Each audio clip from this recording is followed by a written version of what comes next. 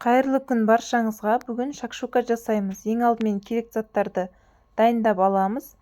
Пияз, бұрыш, сарымсақ және чили бұрышы, сыр, зира, кориандр, тұз, томат пастасы, қызанақ, укроп, су және жұмыртқа керек болады. Бұрышымызды кесіп аламыз. Артық жерлерін алып тастаймыз.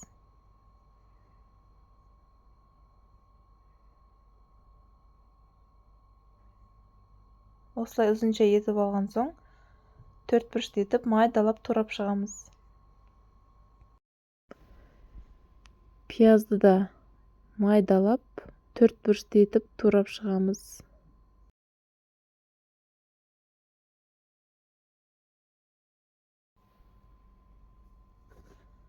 Сарымсақты да өте ұсақ етіп турап шығамыз.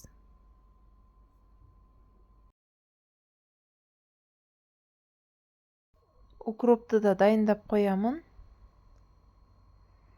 Ал енді қызанақтарды алып, осылай ірі бөліктерге бөліп аламыз. Сосын теркадан өткіземіз.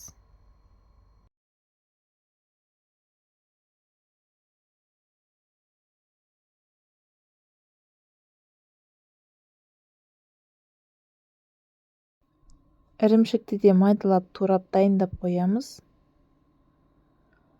Ал енді шакшуканы жасауға кірісеміз. Қызып тұрған майға пиязды саламыз.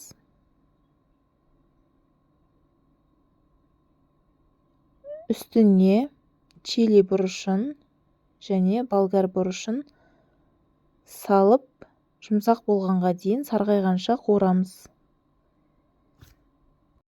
Үстіне теркадан өткізілген қызанақты саламыз.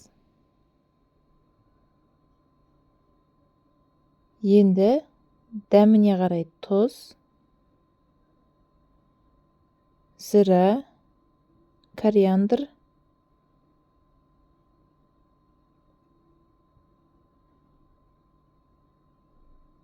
және томат пастасын саламыз.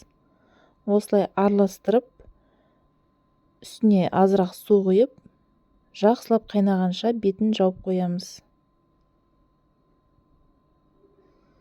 Міне қайнады. Енді жұмыртқаларымызды алып, осылай салып шығамыз. 7-8 минутқа баяу отқа қоямыз. Міне дайын болды. Енді үстіне ірімшікті салып шығамыз. Және укропты сеуіп қоямыз. Міне бізде тағам дайын.